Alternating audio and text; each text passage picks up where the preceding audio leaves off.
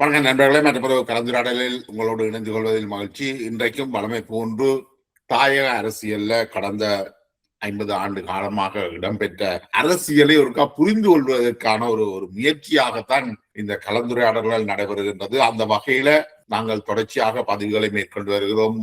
கடந்த கால வரலாறுகளை கேள்விக்குட்படுத்துகிறோம். அந்த வரலாற்றின் மீது ஒரு மீள் பயணத்தையும் மேற்கொண்டு வருகிறோம். அந்த அடிப்படையில இன்றைக்கும் மீண்டும் அதனை தொடர்வதற்காக எங்களோடு இணைந்து கொள்கின்றார் உங்களுக்கு மிக நன்கு அறிமுகமான ரூபோகாயினி கலையகத்தினுடையதும் லேக் ஹவுஸ் நிறுவனத்தினுடையதும் முக்கியஸ்தர் செல்லையா மனோரஞ்சன் அவர்கள்.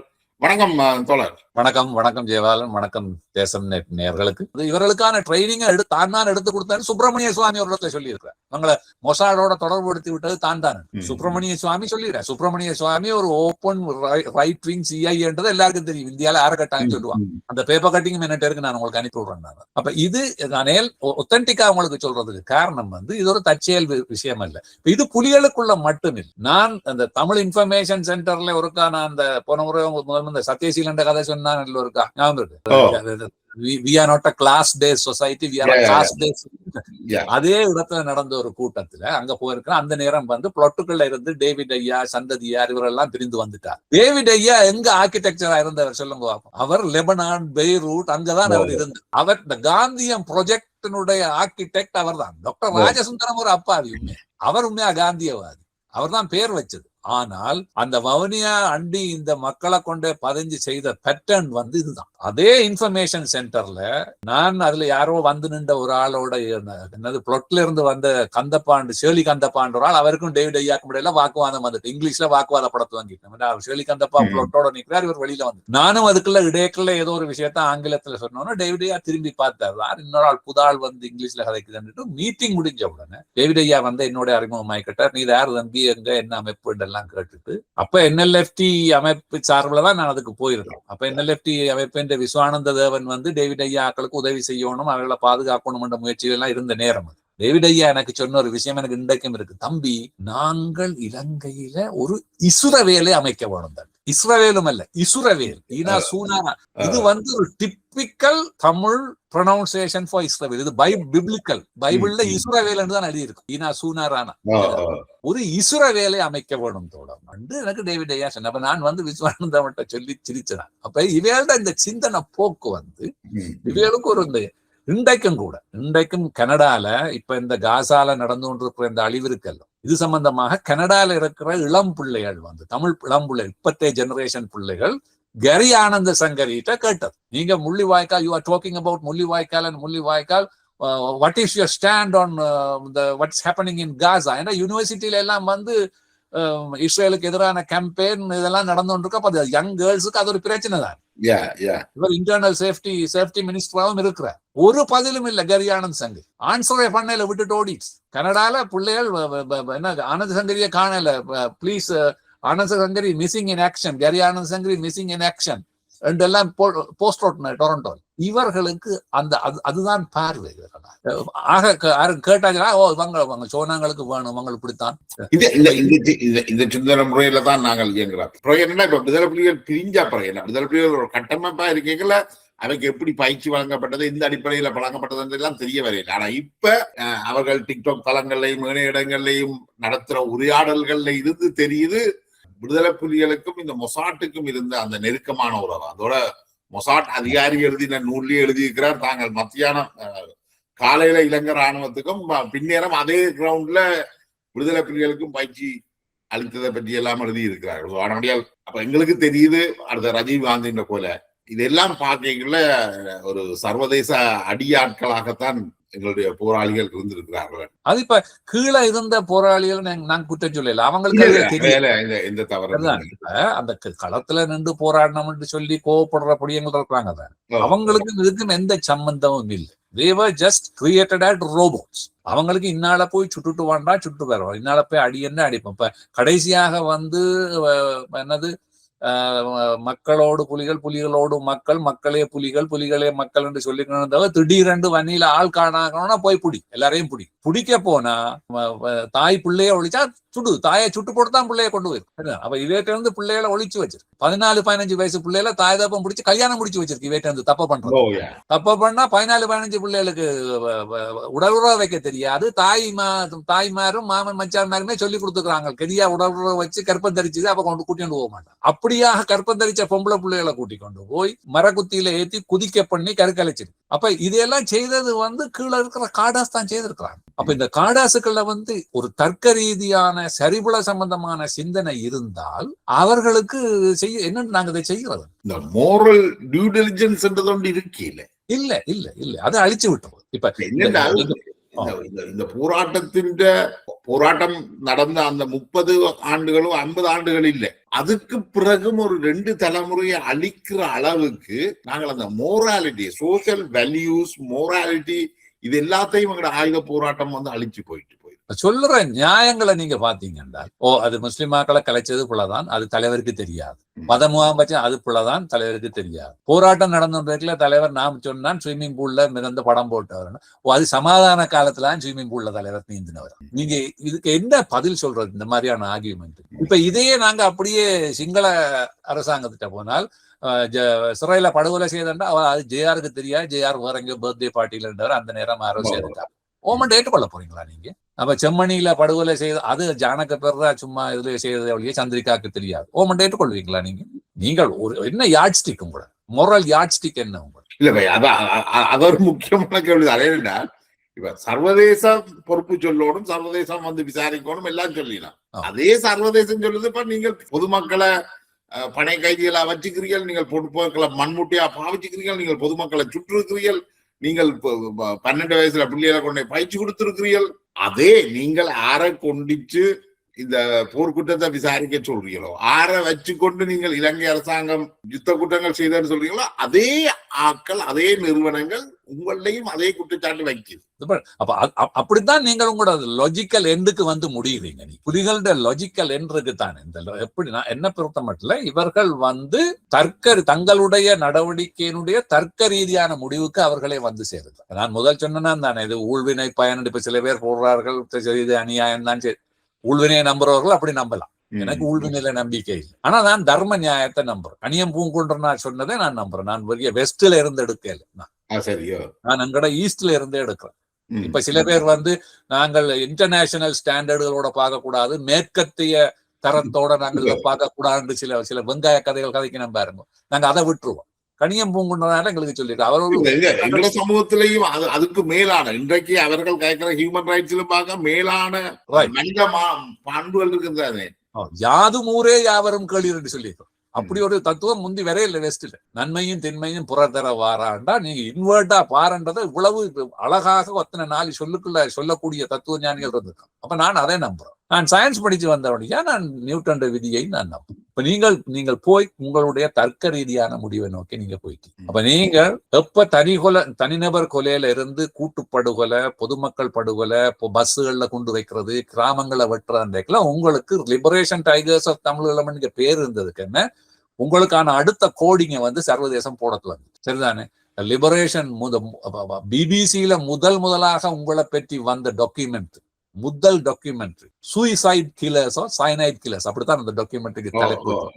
அதுலதான் சின்ன பிள்ளைகளுக்கு அடேல் பாலசிங் இவங்களுக்கு கேமராண்ட பவரும் தெரியாது, மீடியாண்ட பவரும் தெரியாது, கொண்டே விட்டோன்னா அவன் எல்லாத்தையும் எடுத்து போட்டான். அவக்கு யூனிஃபார்மை கொடுத்து சின்ன பிள்ளைகளோட கழுத்துல அவன் சைனைட் போடும். அப்ப போட்டால் அதுலயே liberation tigers are being noted as the most ruthless guerrilla movement in the world. இதை நினைச்சு பெருமைப்பட்டாங்களே, மோஸ்ட் ருத்லெஸ் அண்டங்களை சொல்லி போட்டாங்க. உங்களுக்கு உலகம் பிராண்ட் கொடுத்துட்டு அப்பவே நீங்கள் ஆறு என்றதை கண்டாச்சு.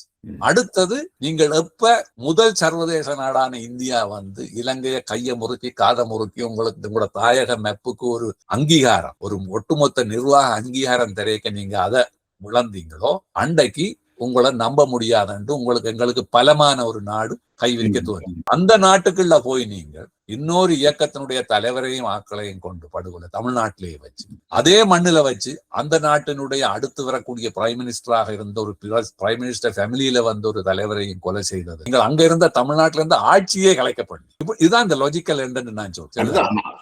அந்த கொலை தமிழாக்களுக்காகவும் செய்யப்படல. அந்த கொலை நீங்க காசுக்காகத்தான் செய்திருக்கீங்க. காசுக்காகத்தான் செய்ய வேறொரு நோக்கம் இருக்கலாம். ஆனா நீங்கள் அந்த கொலையை செய்தது காசுக்காக. அதுக்கு முதல் ஒரு ஒரு ஒரு சின்ன சமூகத்துக்குள்ள பல்வேறு சமூகங்கள்ல இருந்து வந்து ஆயுதங்களை பயிற்சி எடுத்த திறமையான தங்களோட உயிரை துச்சமா மதிச்சு போராடுறதுக்காக இருந்த இளைஞர்கள், ஆயிரக்கணக்கான இளைஞர்களை கொலை செய்தது மட்டுமின்றி அடிச்ச மட்டும் அவர்கள் எல்லாரையும் வலிந்து எதிரிட்ட பக்கம் தள்ளிவிட்டு தள்ளிவிட்டு அது முடிஞ்சு. அடுத்ததாக ஒரு அரசியல் தீர்வு திட்டம் போய் அதுக்கப்புறம் தான் அந்த முஸ்லிம் படுகொலைகள் நடக்கும். முஸ்லிம் கிராமங்கள் பிரேமதாசாவோட பேச்சுவார்த்தை நடத்தி ஆயுதங்கள் கொலை செய்து கிராமங்கள் அடுத்தடுத்து முஸ்லிம் கிராமங்களை செய்து பிறகு முஸ்லிம் மக்களை அங்கிருந்து வெளியேற்றி எத்னிக் கிளென்சிங் வெளியேற்றி நீங்கள் ஒரு ஃபேசிஸ்டிக் மாஃபியா டெரரிஸ்ட் என்னென்ன அசிங்கமான சொல்லலாம் உலகத்துல இருக்கோ அது எல்லாம் உங்களுக்கு பேட்சுகளா கொழுவப்படும். Most ruthless terrorist fascistic mafia organisation. இது என்ன நடந்ததுன்னு நினைக்கிறேன்.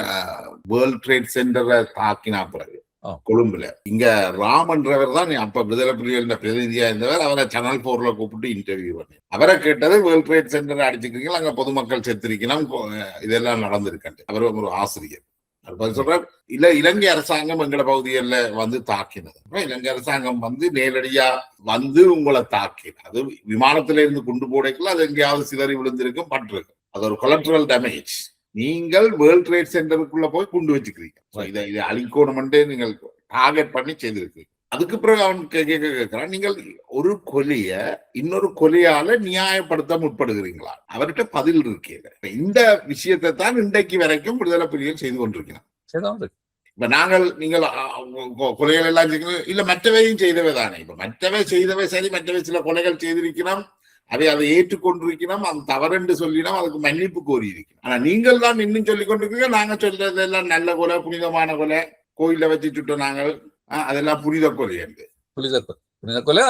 அதை ஒன்றையுமே ரிவ்யூ பண்ண ரெடியா. சரி, அது முடிஞ்சது. அடுத்தது சைல்ட் சோல்ஜர் சரிதானே. மற்றவன் ஆள் பிடிக்கிறான், வலுக்கட்டாயமா சேர்க்கிறான்னு சொன்னீங்க. கிழக்கு மாகாணத்துல இந்தியா கொண்டு வந்த தீர்வு திட்டத்தை குலைச்சது மட்டுமில்ல, அந்த மாகாண சபைக்கு இருந்த அதிகாரங்களை இல்லாம செய்யறதுக்கு ஹீரோஸ் மெம்பர்ஸை கொண்டு வச்சு பிரேமதாசாக்கு பார்லிமெண்ட்ல பலத்தை கொடுத்து அதன் இருந்த போலீஸ் அதிகாரம் காணியத்தையும் கலைச்சு கட்டுப்பாடுலாம் ஹீரோஸ் அதிகாரம் கொடுக்கப்பட்டதை இல்லாம பண்ணது விடுதலை புலிகள் தான் எதிர்கட்சி தலைவர் தவராஜா சொல்றார், மாகாண சபையின் எதிர்கட்சி தலைவர். ஆமா, அதுக்கு பார்லிமெண்ட்ல பெரும்பான்மை காணாம கையெழுத்தி கொடுத்தது ஹீரோஸ் எம்பிமா. அது முடிச்சு. அதுக்கப்புறம் அந்த கிழக்கு மாகாணத்தில் நடந்த ஆயிரக்கணக்கான கொலைகள், அந்த மாகாண சபையில இருந்தவன் வந்தவன் போனவன் சிவில் வாலண்டியர் ஃபோர்ஸ் CVF சொல்லி அந்த இளைஞர்கள் எல்லாம் படுகொலை. அதுக்கு பிறகு சந்திரிகாண்ட காலகட்டத்தில் ஒரு தீர்வு திட்டம் வந்தது. அந்த தீர்வு திட்டத்தை எழுதின மனுஷனை சும்மா ஒரு வண்ணாத்தி பூச்சி மாதிரி மனுஷன் சும்மா போய் கம்பாலை அடிச்சு கொள்ளு, ஒரு மனித வெடிகுண்டை அனுப்பி. அப்ப உங்களுக்கு இந்த நீங்க உலகம் உங்களை என்ன மாதிரி பார்த்து கொண்டிருக்கின்றதை பற்றி எந்த கவலையும் கிடையாது. அப்ப நீலன் திருச்செல்வம் மாறண்டால் பிற்காலத்துல கனடாண்ட பிரைம் மினிஸ்டர் கேண்டிடேட்டா வந்த மைக்கேல் இக்னாட்டியேஃப் பெட்ச்மேட் இன் ஹார்வர்ட் சரிதான். சவுத் ஏசியாவின் மிகச்சிறந்த கான்ஸ்டிடியூஷன் லோயர். மனித வெடிகுண்டை அனுப்பி நீங்க கொள்றீங்க. யாழ்ப்பாணத்துக்குள்ள நீங்க சனத்தை வலிக்கெடுத்து யாழ்ப்பாணத்தை பறி கொடுத்தீங்க, வலிக்கெடுத்து சனத்தை எல்லாம் கொண்டு வந்தீங்க. எல்லாரும் உங்களுக்கு டட்டா பாய் பாய் காட்டிட்டு யாழ்ப்பாணத்துக்குள்ள திரும்பி வந்துட்டு அந்த ஜனத்துக்கு சாப்பாட்டுல இருந்து போக்குவரத்துல இருந்து அரசாங்கம் செய்து கொண்டிருக்குது. நீங்கள் சாதாரண சிவிலியன் போன லயனையார் 36-40 பேரோட லயனையார சுட்டு உளுத்துறீங்க. மிலிட்டரி விமானமா நீங்க சுட்டு உளுத்துறது? பொதுமக்கள் போன விமானம். யாழ்ப்பாணத்துல இருந்து போகப்படாது. பொதுமக்கள் போன விமானம். யாழ்ப்பாணத்துல கனகாலமா எலெக்ஷன் வைக்கல என்று சொல்லி மினக்கட்டு உள்ளூராட்சி எலெக்ஷன் வச்சு தேர்தல் வச்சு நகரசபைக்கு போட்டி எடுத்துன்னா சரோஜினி யோகேஸ்வரன் போட்டிட்டா சரோஜினி யோகேஸ்வரன் சொல்றீங்க. இதையெல்லாம் உலகம் பார்த்து கொண்டிருக்கும்ன்றதை பற்றி எந்த கவலையும் உங்களுக்கு இருக்கு? அதுக்கு பிறகு சரி, அதுதான் சித்தோன்னு சிவபாலன் என்று அடுத்த நாள் வர சிவபாலனும் கூட்டோட வச்சு கிளெமோமைன் ராணுவத்துக்கு வைக்கிற கிளெமோமைனை கூரைக்குள்ள வச்சு அப்படியே அதுக்குள்ள சாப்பிடும். அப்ப இதுதான் உங்களுடைய ஹிஸ்டரி. அதுக்கு பிறகு சமாதானம் என்று சொல்லி போட்டு ரணிலோட சமாதான ஒப்பந்தம் செய்துட்டு ரணில கூட நீங்க சொல்லுங்க, நாங்கள் எங்களுக்கு எதிரானவர்களை எல்லாம் கொல்லுவோம், அரசாங்கத்தோட ஒன்றும் பிரச்சனை இல்லை, நான் மற்ற ஆக்களை எல்லாம் கொல்லுவோம். ஒரு 3-3.5 மாதத்துக்குள்ள கிட்டத்தட்ட 40க்கு மேற்பட்டவர்களை கொலை செய்யும். நோர்வே ஒரு பெரிய அறிக்கையை போட்டு இவ்வளவு கொலை நடந்திருக்கு, you have to stop this. Norway தான் நாங்க பீஸ் புரோக்கரா இருக்கலாம். கிழக்கு மாகாணத்துல அந்த போராளிகளை சுட்டு தள்ளி. அப்ப நீங்கள் உங்களுடைய லாஜிக்கல் இப்ப இவ்வளவு நடக்கல உலகத்துல 33 நாடுல உங்களுக்கு தடை இருக்கு. பயங்கரவாத லிஸ்ட்ல 33 நாடு போட்டாச்சு. 27 நாடு யூரோப்பியன் யூனியன்ல இருக்கிற 27 நாடோட ஆஸ்திரேலியா, மற்றது இந்தியால அமெரிக்கா, கனடா, யூகே, இன்னும் பல நாடுகள், கிட்டத்தட்ட 33 கண்ட்ரிஸ். இன்றைக்கும் நீங்கள் பயங்கரவாத பட்டியல தான் இருக்கிறீங்க. இருக்கு 33 நாடு. இப்ப நாங்கள் அப்போது ஒரு வீடியோ கிளிப்ல வேணாங்க, அந்த வீடியோ கிளிப்பின் படி பார்த்தா தெரியுது உங்களை இப்போதைக்கு தடை எடுக்க கூடாது. எடுத்தா நீங்கள் திருப்பியும் கொலைகளை துவங்கிடுவீங்க. அப்ப 33 நாடு இப்ப இவ்வளவும் வந்ததுக்கு பிறகு மக்களை வலுக்கட்டாயமா பிடிச்சு கொண்டு போய் ஏலா கட்டத்துல அவ்வளவு பிள்ளைகளையும் கொண்ட யுத்தத்துல தள்ளி கைகால் இழந்த பிள்ளைகளையும் நீங்களே கொண்ட வச்சுக்கொள்றீங்க. ஆனா நீங்க நம்புறீங்க வெள்ளக்கொடியோட வந்தா அரசாங்கம் உங்களை பாதுகாப்பா கொண்டு போவோம் என்று நம்புறீங்க. ஆனா அந்த காயப்பட்ட பிள்ளைகளை கொண்டு போனா அரசாங்கம் என்னத்துக்காக நீங்க கொண்டு வச்சு? வேற ஒன்றும் இல்ல, அந்த கடைசி நேரம் நின்று சண்டை பிடிச்ச பிள்ளைகள் என்றபடியாக தலைவரும் குடும்பமும் எங்க இருக்கின்ற விவரம் அந்த பிள்ளைகளுக்கு தெரியும். இவர்களை போய் சரணடைய விட்டால் அதுகள் சொல்லி போட்டா பிரச்சனை தான். அப்ப உங்களுடைய பாதுகாப்புக்காக தான் அந்த பிள்ளைகளை நீங்க கொண்டு வச்சு. அதுல அந்த ஆயுத எழுத்து 2ல சாஸ்திரி அந்த புத்தகத்துல எழுதியக்குள்ள தலைவருடைய மகன் சார்ல்ஸ் ஆண்டனி தான் வந்து அவருக்கு கொண்டு வச்சேன்னு தான் சொல்றேன். அப்ப அப்படி இருக்கு வளர்ப்பு பார்த்துக்கொள்ளுங்க. அப்ப இது இப்ப நான் என்னத்தை சொல்றேன்னா, நீங்க இந்த 3 நியாயத்துக்குள்ளேயும் நீங்க அடங்க. கடவுள் நம்பிக்கையும் கிடையாது, உள்வினைக்கையும் இல்லை, தர்ம நியாயத்துக்குள்ளேயும் இல்லை, சயின்ஸுக்குள்ளேயும் இல்லை. ஒரு விதமான அந்த கடைசி நேரத்துல பொதுமக்கள் மீது துப்பாக்கி பிரயோகம் செய்ததுல சார்ல்ஸ் ஆண்டனி முக்கியமானவர் என்று சொல்லி ஈழத்தின் வழி என்ற நூல்லையும் அது சொல்லப்படுது. அவர் என்ன செய்யறார்? அவர் வந்து எங்களை நாங்கள் எல்லாம் இங்கே கடந்து சாகிறோம், நீங்கள் தப்பி போறீங்களோன்னு சொல்லி சுட்டதாகத்தான் அதுல அந்த பதிவு சொல்லுது. இப்ப அங்க இப்ப பாருங்க, அங்க வன்னிக்குள்ள அந்த களத்துல நிக்கிறவனை கூட நீங்க மன்னிக்கலாம். என்ன அவன் சாத்து கொண்டிருக்கான், அவனுக்கு கோபம் வருது. கனடால வந்து அந்த சனம் தப்பி வார சனத்துக்கு ஒரு சதம் கொடுக்க கூடாது, இவங்களெல்லாம் துரோகிகள் தலைவரை விட்டுட்டு வாராங்கன்னு கனடால வந்து இந்த குளிர் தேசத்துல கவுச்சில இருந்தோன்னு டிவியில யுத்தம் பார்த்து கொண்டிருக்கிறவங்க சொல்றாங்கள் என்றால் இந்த மனநிலைமையை நீங்க என்னண்டு கணிப்போம்? அமெரிக்காவில் இருக்கிற பேர் அமைப்பு ஒரு அறிக்கையை எழுதி வெளியிட்டது தானே. அப்ப இன்றைக்கு அந்த அமைப்பு இருக்குது. அப்ப இதுதான் அந்த லாஜிக்கல் எண்ட நோக்கி எல்லா விதமான நியாயமும் உங்களை நகர்த்தி கொண்டு போயிருக்கு. கடைசி நேரம் நீங்கள் தொலைபேசியில அழைச்சு, சேட்டலைட் போன்ல அழைச்சு மாறிக்கொள்வின் என்ற ஒரு ஜேர்னலிஸ்ட், ஒரு பெண் ஜேர்னலிஸ்ட் உங்கள்கிட்ட வந்து ரிப்போர்ட் பண்ண வந்த அந்த ஜேர்னலிஸ்ட் டைம்ஸ் பேப்பர் வந்தவ சுட்டு கண்ணும் இல்லாம போனவ நீங்க கால் பண்றாரு பாலசிங்கன் நடேசனும் புலித்தேவன் கால் பண்ணி அவ எழுதியிருக்கா. அன்றைக்கும் ஆர்டிக்கல் இருக்கு, நீங்க மாறிக்கொள்ள ஆர்டிக்கல் அடிச்சு பார்த்தா டைகர்ஸ் பெக்ட் ஃபார் சரண்டர், அதான் தலைப்பு. ரெண்டுதான் மாறிக்கொள்ள எழுதியிருக்கா. அவ சொல்றா தான் நம்பியார தொடர்பு கொண்டான், யூஎஸ்ல எனக்கு இருந்த ஆக்களை தொடர்பு கொண்டேன், பிரிட்டிஷ்ல தொடர்பு கொண்டேன், கொழும்புல கவர்மெண்டோட ஆக்களை எல்லாரோடையும் தொடர்பு கொண்டேன். சரணடையவுக்கு தயாராட்டு கெஞ்சினார்கள் என்றதுதான் அதுதான் அது கெஞ்சினார்கள் தான் இடைக்குள்ள இடத்தை எழுதுறா. நடேசன் புலிதேவன் போன்றவர்கள் தனிநாடை விட்டு வேறொரு நெகோசியேட்டட் செட்டில்மெண்ட்டுக்கு they may be ready, but the creator of the LTT Prabhakaran was he was paranoid and he was ruthless. இந்த 2 வேர்டும் போட்டிருக்கான்.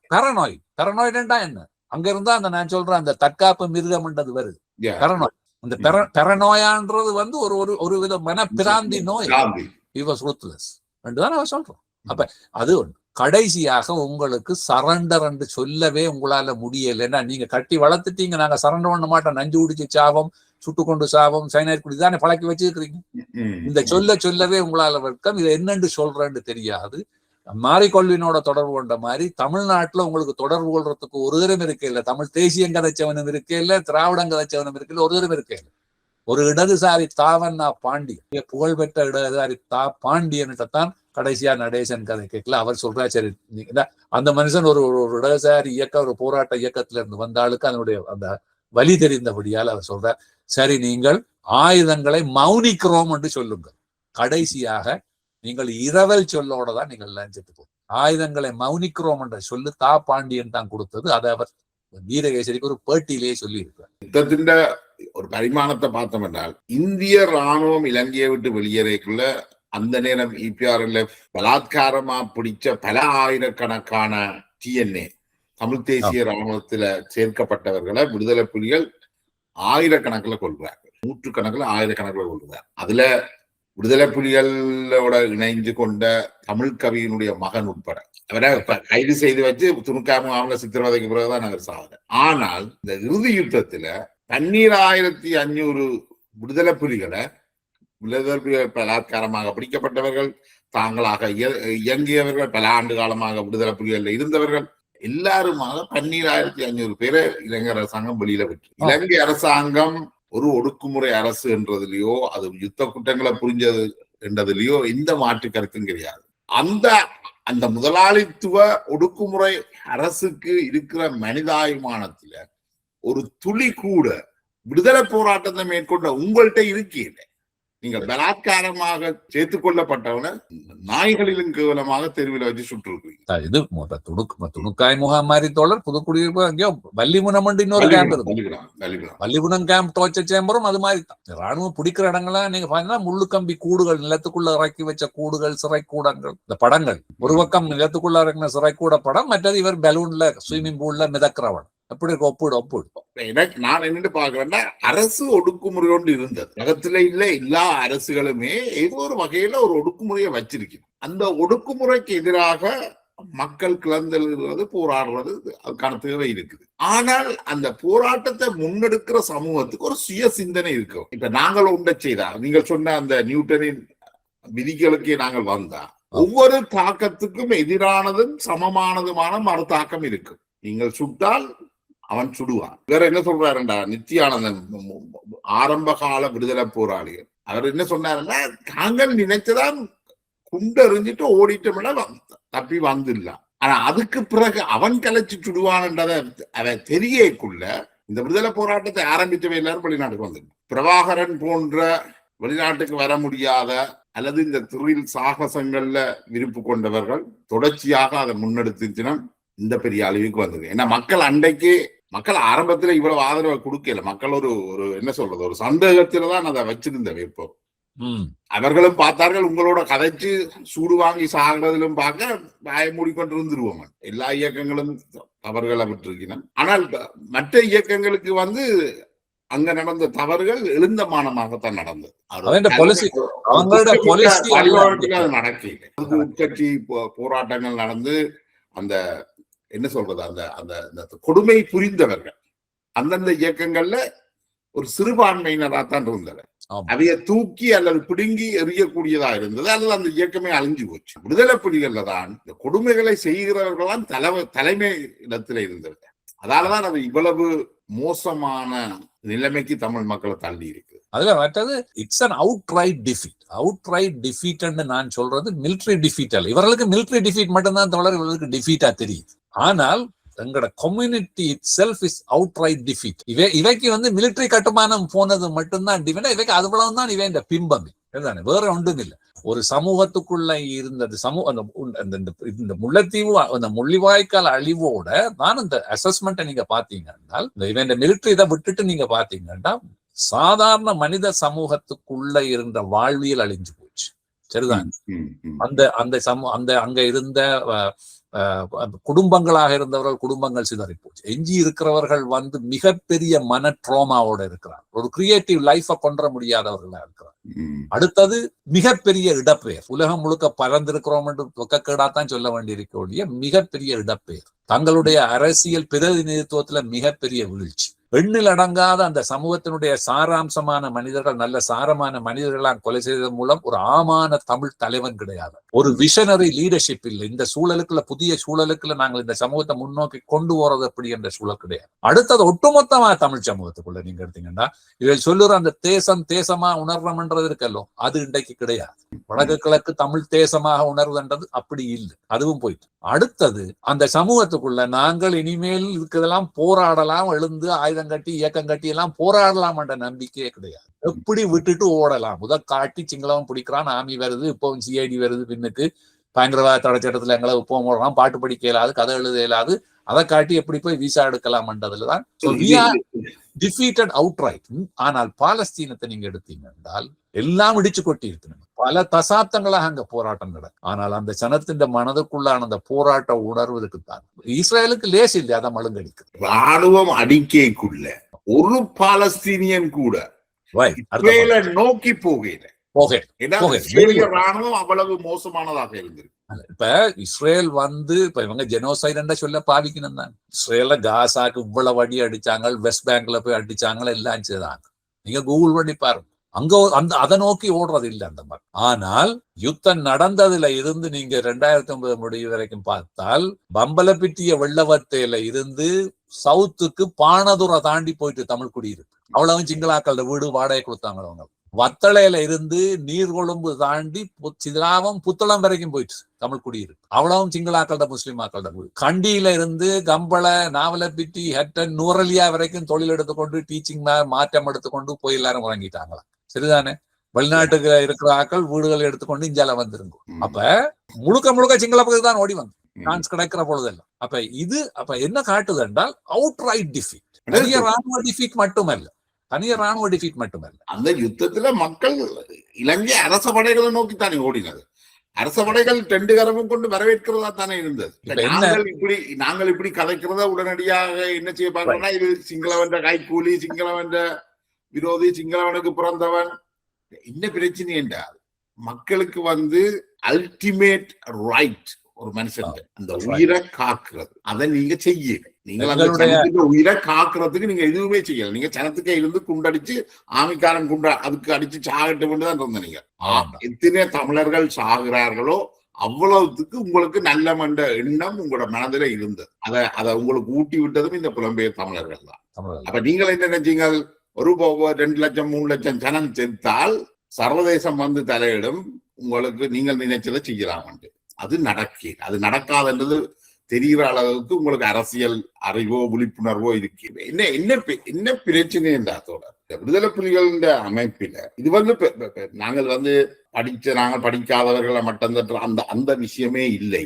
பிரபாகரன் ஒரு கட்டத்துக்கு மேலால கம்ப்ளெக்ஸான பிரச்சனைகளை அவரால் விளங்கி கொள்ளலாம். ஏன்னா அவருடைய அறிவு மட்டும் அவ்வளவுதான். அப்ப அவர் எல்லாத்துக்கும் ஒரு பைனரி சொல்யூஷன் தான் வச்சிருக்கிறார். அவருக்கு என்னடா நான் ஒரு ஆசிரியராகவும் இருக்கிறதா பிள்ளைகளுக்கு படிக்க பிள்ளைகள் சின்ன பிள்ளைகளா இருக்க அவைக்கு கம்ப்ளெக்ஸான விஷயங்களை நாங்கள் எவ்வளவு இலகுபடுத்தி ஒரு பைனரியா கொடுக்கிறோமோ, ஆனால் அவ வளர்ந்து வர வர வர நாங்கள் அந்த கம்ப்ளெக்சிட்டியை கூட்டிட்டு போவோம். அவ சிக்கலான பிரச்சனைக்கு தீர்வு காணலாம். பிரபாகரனுடைய நிலை அவர் திரியப்பாவை சுடைக்க எப்படி இருந்தாரோ, அவருடைய சிந்தனை எப்படி இருந்ததோ அதுக்கு மேலே அது வளரல. அவருக்கு இந்த கம்ப்ளெக்ஸான பிரச்சனைகள், அரசியல் இதுகளை புரிஞ்சு கொள்ளலாம். அப்ப அவர் என்ன செய்யறாருன்னா, அந்த அரசியல் கதைக்கிறவையே இவங்கள் கல்லர், இவங்கள் சும்மா விசற்கதை கதைப்பாங்க, இவங்க விஷயம் தெரியாத ஆட்கள், அல்லது இவங்க ஒன்றும் செய்ய மாட்டாங்க, சும்மா காய்ச்சி கொண்டே இருப்பாங்க. என்னென்றால் அமெரிக்காவின் ஒரு தத்துவாசிரியர் சொல்றாரு, நீங்கள் மரத்தை வெட்டேக்குள்ள நீங்கள் அந்த மரத்தை அந்த 80% நேரம் நீங்கள் அந்த அதை பிளான் பண்ணும். அந்த மரத்தை எந்த பக்கம் வெட்டுறது, அதுக்கப்புறம் என்ன செய்யறது, அந்த மரத்தை எங்க நோக்கி சாய்க்கிறது, அது மற்ற இடங்கள்ல ஆக்கல்ல விழுந்து கொள்ளாமல் என்னென்று கீழே விழுத்துறது. 20 நிமிஷம் தான் மரம் வெட்டுறது. 80% நேரம் நீங்கள் பிளானிங். நாங்கள் அப்படி இல்லை, செய் அல்லது செத்து மாடி இல்ல. அது நீங்க மரம் பெற்ற உதாரணம் குழந்தையா நாங்க முந்தையும் காய்ச்சதாங்க. இந்த மரம் பெற்ற உதாரணம் அவங்க 80% யோசிச்சு 20% பட்டே இல்ல. பிரபாகரன் 2 நிமிஷத்துலயே மரம் என்னத்துக்கு யோசிக்கிறா, வண்டியில கொண்டா இப்படி நிப்பாட்டு வெட்டு பனைய வண்டியில விழுமுடுத்து கொண்டு போகணும். ஆனால் வண்டில் பிளப்பில்லை, ஐடியா நல்லா தான் வண்டில் பிளப்பில்லை, ரெண்டுதான் நிலைமை. இவே மரம் பட்டினது அப்படித்தான். அதுக்கு அவரை தட்டி விடு, அங்க ஒரு குண்டை வச்சு விடு, அங்க இந்தியால அவரை குண்டை வச்சு விடு, இப்படி சொல்லி சொல்லி சொல்லி சொல்லி கொடு. ஆனால் இப்ப இதை யோசிக்கவும் முடியாமல் இருக்க ஒரு சமூகம் என்றதான் ஆகப்பெரிய பிரச்சனை. இன்னொன்றும் இருக்கிறேன்டா, விடுதலை புலிகளை சர்வதேசம் இல்லாமல் பண்ணணும் என்று யோசிச்சது முக்கிய விஷயம் என்னென்றால், இந்த தற்கொலை தாக்குதல் ஜூலை 5ஆம் தேதி தற்கொலை நாளோ ஏதோ உலகத்தில ஏனைய அமைப்புகள் அனைத்தும் சேர்ந்து எத்தனை தற்கொலைகளை செய்தாரோ அதிலும் பார்க்க அதிகமான தாக்குதல்களை விடுதலை புலிகள் மேற்கொண்டிருக்கிறார். தற்கொலை தாக்குதல்ல இருக்கிற பெரிய பிரச்சனை என்னென்றால், உங்களுக்கு ஒருதன் தன்னையே அழிக்கேண்டு போறவனை நீங்கள் தடுக்கிறது சரியான கஷ்டம். எந்த வகையிலையும் கட்டுப்படுத்துகிறார். ஆசாபாதங்கள் என்னத்தை தன் உயிரையே மதிக்காதவர்கள் என்னத்தை நாங்கள் எதிர்பார்க்கிறது. அதுதான் இந்த அசிங்கமான அழிவை அழகியலாக்கி அதுக்கு ஒரு இலக்கியம் படைச்ச அதுக்கு பேர் என்னது, உயிர் ஆயுதம் ஒரு சொல்ல கொண்டுச்சு நம்மள பாக்கல. தற்கொலை இதுக்கு என்ன சொன்ன, உயிர் ஆயுதம், லைஃப் ஆஸ் எ வெப்பன். இதுதான் நீங்க சொன்ன அதான். அப்ப இது நாரிய உலகில ஒரு கணக்குக்கு மேல செல்லுபடியாது. ஒரு இன்சிடென்ட் 2 இன்சிடென்ட் ஓகே. எந்த பாதுகாப்புக்காக பெட்சா நான் அனுப்புவேன். அன்றாபுரம் Colombo airport attack, Mullaitivu camp attack, Elephant Pass attack எல்லாத்துக்கும் சாரியாக தற்கொலைப்பட அது தற்கொலைப்பட மட்டும் இல்லை தொடர். அது என்ன விடுதலை புலிகள் என்ன கணிப்பு அது பற்றி சொல்லி இருக்கணும்டா, தாங்கள் இந்த தற்கொலைப்படை உயிர் ஆயுதங்கள் மூலமாக தமிழீழ விடுதலையை கொஞ்சம் வேகமாக பெற்றுடுவோம். முன்னுக்கே அல்லது ஒரு 10 வருஷத்திலேயே நாங்கள் விடுதலை பெற்றுவோம். 30 வருஷத்துல எடுக்கிற விடுதலையே 10 வருஷத்துக்கு. இதெல்லாம் எந்த கணக்கு எங்க கொண்டு பிடிச்சாங்க இதெல்லாம்? எக்ஸ்டர்னல் என்வைரன்மெண்ட் ஒரு இம்பாக்டையும் உங்களுக்கு தராதா? 36 இயக்கங்கள் 36 நாடுகள் தடை செய்த பிறகு உங்களுக்கு இது ஏற இல்லையா? இங்க கொலை செய்து தீக்கலாம். அதாலதான் எனக்கு ஸ்ட்ராங்கான ஒரு கன்விக்ஷன் என்னன்னு சொன்னால், இந்த எம்டினஸ் கொண்டு வந்ததுக்கு பிறகு மூவ்மெண்ட்டுக்குள்ள பிரபாகரனுக்கு அப்படியே பார்க்க அவ்வளவு அந்த காடர்ஸ் அப்படியே கேம்புகள் அடிச்சு போட்டு வரிசையா வந்து நிக்கிறத பார்க்க எல்லாம் வெடிகுண்டு மாதிரி தான் அவருக்கு தெரிஞ்சிருக்கும். அவர்கிட்ட காட்டு அதுக்கு முன்னால குந்தி இருக்கிறது எல்லாம் அந்த காடர்ஸ் எல்லாம் வெடிகுண்டுகள் மாதிரி தான் அவருக்கு தெரிஞ்சது. நான் ஒரு கார்ட்டூன் போடுறேன், அந்த ஜெர்மன் ஹிட்லரை பற்றி ஒரு கார்ட்டூன், ஒரு ஜெர்மன் கார்ட்டூனிஸ்ட் கீர்னு ஒரு கார்ட்டூன் ஒன்று எனக்கு கிடைச்சது. அந்த நேரம் ஹிட்லர் ஜெர்மன்ஸ் டெஸ்டினி என்றால் அப்படியே அந்த ஜெர்மன் சோல்ஜர்ஸ் எல்லாரும் அப்படியே போய் கிடங்குக்குள்ள பெண்ணாம்பரிய ஒரு காஃபின் ஒரு பிரேதப்பட்டி மாதிரி சீமெண்ட்ல கட்டுன இது இருக்குது. அதுல அந்த ஸ்வஸ்திகா அடையாளத்துக்குள்ள அப்படியே போகுது எல்லாம் முழு ஜெர்மன் இது ஜனம். சரி, அதை அப்படியே கன்வெர்ட் பண்ணி பிரபாகரன் இந்த தமிழ் கம்யூனிட்டிஸ் டெஸ்டினி என்று மாத்தி போட்டுனாங்க அந்த படம். நான் உங்களுக்கு அனுப்பி விடுறேன், 7 மண்டா அதுல டிஸ்பிளே பண்ணுங்க. அதே மாதிரி அப்படித்தான் கொண்டே முடிச்சது கடைசி. இதெல்லாம் 2002லயே நாங்க சொல்லிட்டோம். இந்த முழுதும் பிரேதப்பட்டிக்குள்ள போகுதுன்ற படம் காட்டுனா நாங்கள் அப்பயே பார்த்துட்டோம். இப்ப நாங்களெல்லாம் என்ன படிச்ச எனக்கு என்ன எம்ஏ இருக்குதா, பிஏ இருக்குதா, பிஹெச்டி இருக்குதா, எல்லாம் உண்டு. சாதாரண கிரிட்டிக்கல் திங்கிங் என்றதுதான் அகாடமிக்கா வந்துட்டு போகலாம். இன்டலெக்சுவல்ஸ் என்றவன் கடைசியாக தன்னை சூழ நடக்கிறது என்ன, இது எங்க போகுது என்ற கிரிட்டிக்கல் திங்கிங்கின் மூலம் ஆங்கிலத்துல சொன்னால் you have to make a sound judgement. Make a sound judgement. அதுக்கு என்னன்னு தமிழ் போடுவீங்க? சவுண்ட் ஜட்ஜ்மெண்ட் என்றால் சரியான மதிப்பீடு, எக்ஸாக்ட்லி ஒரு கனதியான மதிப்பீடை செய்யறவன் தான் இன்டெலெக்சுவல் ஆக. அகாடமிக்கா எத்தனை பேரும் இருந்துட்டு போகலாம். ஒரு சவுண்ட் ஜட்ஜ்மெண்ட் மேக் பண்ண எங்க போகுது. அரசியல் தெரியாண்டு வைப்பேன். ராணுவத்திலேயும் அவர் அங்க ஒன்றும் பட்டி பிடுங்க. நீங்க 1000 பேரை அனுப்பி 800 பேர் இருக்கிற கேம்பை அடிக்கிறது பெரிய தாக்குதல் அல்ல. எண்ட் ஆஃப் த டே வண்டி போயிட்டு அச்சீவ் என்னத்தை நீங்க அடைய போறீங்க. இப்ப பிரபாகரனுக்கு தெரிஞ்சல இருக்கணும், இலங்கையில இவ்வளவு ராணுவம் இருக்குது, உலக நாடுகள் அங்க இலங்கைக்கு ஒரு ஆபத்தண்டா வரும். நான் சூசைட் பொம்மை அனுப்பி ஆக்களை கொலை செய்து நாட்டை பிடிப்பேன் என்று நினைக்கிறது அது ஒரு ராணுவ ஸ்ட்ராட்டஜியா? மிலிட்டரி ஜீனியஸ் என்று சொல்லி எரிக் சோல்ஹைமை சொல்றது ஒயிட் டைகர் என்று தானே அந்த நேரம். அவரும் வாகிசை ஜெயபாலனும் நெருங்கின நண்பர்கள். வாகிசை ஜெயபாலனுக்கு கேக்குல வாகிசை ஜெயபாலன் சொல்றார், விடுதலை புலிகள் இந்த தற்கொலை குண்டுகளை அவர் சொன்னாரு, வேற யாரும் சொல்லி நம்ம தெரியும், தற்கொலை குண்டுகளை நிறுத்த சொல்லி கேட்டது. அதுல இவ காம்ப்ரமைஸ் பண்ணாதது ஒரு முக்கிய காரணம், விடுதலை புலிகளை அழிக்கணும். அப்ப இது ஒரு பெரிய ஒரு பிரச்சனை. நாங்கள் இதுல முக்கியமா நாங்க முடிக்க சொல்லிட்டே முடிக்கலாம் எங்களுக்கு. அதாவது இலங்கை அரசாங்கம் என்றா என்ன, இலங்கை அரசண்டது என்ன, அது 48கள்ல இருந்து என்ன செய்தது, அதனுடைய ஒடுக்குமுறை யந்திரம் எப்படி இருந்தது, அது எவ்வளவு மோசமானது, அதுக்கு பின்னால இருந்த சர்வதேச சக்திகள் என்ன, தென்னிலங்கையில இருந்த பௌத்த சிங்கள இனவாதம் எவ்வளவு ஆழமாக ஊட்டி இருந்தது, அதுகள்ல சிங்கள ஊடகம் செய்த பாத்திரம் என்ன, சிங்கள பக்கத்துல இருந்த கல்வித்துறையினர் செய்த மோசமான வேலைகள் என்ன, இது எல்லாத்தையும் நாங்க தனியா ஒன்று பேசும். இவர்களை விட தெளிவா எங்களால பேசலாம். என்னுடைய பார்வை எப்படின்னா தோழர், இப்ப என்னுடைய பிள்ளைகளா இருந்தாலும், நான் பெத்த பிள்ளைகளாக இருந்தாலும் அவர்களை மாத்துறதுன்றது முடியாத காரியம். ஏனென்றால் அவர்களை சுத்தி இருக்கிற உலகம், நானும் ஒரு இன்ஃபுளுன்ஸ் பண்ணுவேன், என்னை விட வேற உலகமும் இருக்க வைக்கும், அதெல்லாம் இன்ஃபுளுன்ஸ் பண்ணும். அவர்களை நான் மாத்தலாது. என்னுடைய பிள்ளைகள் என்றதுக்கா என்னுடைய மனைவியையோ காதலியையோ நண்பர்களையோ உற்றாரையோ உறவினரையோ நான் மாத்தேன். நான் என்ன செய்யலாம் என்றால், உலகத்துல நடக்கிற விஷயங்களுக்கு நான் ரெஸ்பாண்ட் பண்ணலாம். நான் தான் என்ன மாத்த வேணும். இலங்கை அரசாங்கம் ஒடுக்குமுறை அரசாங்கம் என்று சொன்னால், இலங்கை அரசாங்கம் எங்களுக்கு எதிராக என்னென்ன செய்து, சிங்கள ஊடகங்கள் எல்லாம் என்னென்ன செய்து, ராணுவம் என்னென்ன செய்தா, தமிழர்கள் தான் அதை என்னென்று கையாள்றதுன்றதை பற்றின ஒரு புரிதலுக்கு வரும். அதுக்கு என்ன ரெஸ்பான்ஸை நாங்க கொடுக்க போறோம். இது எல்லாரும் வந்து பழைய புத்தகங்களை வாய்ச்சி போட்டு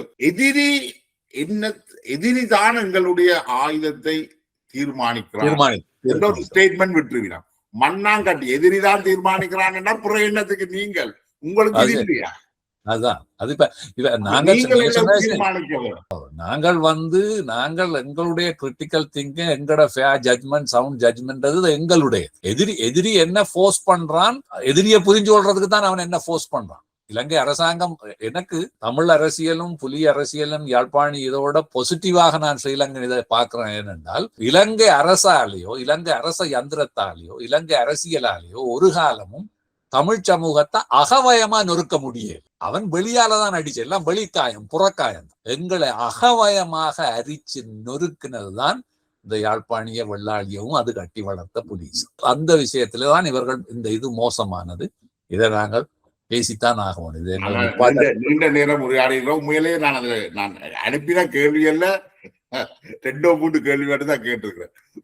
ஆமா, தொடருவோம், மீண்டும் நாங்கள் தொடர்வோம். இந்த உரையாடல்கள் தொடர வேண்டி இருக்கு. இப்ப நாங்கள் இந்த நாள் ஒரு 50 ஆண்டு கால போராட்டம் நடந்திருக்கு. அதை தாண்டி இன்னொரு 15 ஆண்டுகள் போயிட்டுது. அப்ப இவ்வளவுத்தை நாங்கள் இப்பதான் மதிப்பீடு செய்யறத பற்றியே ஆரம்பிச்சிருக்கு. அப்ப இப்ப இருக்கிற இந்த அரசியல் சூழலை வந்து நியூட்ரலைஸ் பண்றதுக்கே நீண்ட காலம் எடுக்கும். அதுக்கு பிறகுதான் அங்கே ஒரு பாசிட்டிவான ஒரு மாற்றம் வர்றதுக்கான வாய்ப்பு இருக்குது. அண்மை எதிர்காலத்துல அது இல்லை. நாங்கள் இப்ப இருக்கிற இந்த நச்சு அரசியலை வந்து முதல்ல நியூட்ரலைஸ், அதாவது இந்த கொலைகளை கொண்டாடுகின்ற, கொலைகளை துதிபாடுகின்ற இந்த அரசியலுக்கு ஒரு முற்றுப்புள்ளி வைக்கும். அதுக்கு பிறகுதான் அது ஒரு நேர்மறையான போக்குல அந்த அரசியல் நகரும் நினைக்கிறது, தமிழ் அரசியல் என்று சொல்லி நான் நினைக்கிறேன். நீண்ட உரையாடலை தந்த உங்களோட நேரத்தை ஒதுக்கி உங்களோட வந்து இந்த கருத்துக்களை பயந்து கொண்டவைக்கு மிக்க நன்றி. நன்றி தோழர். நன்றி.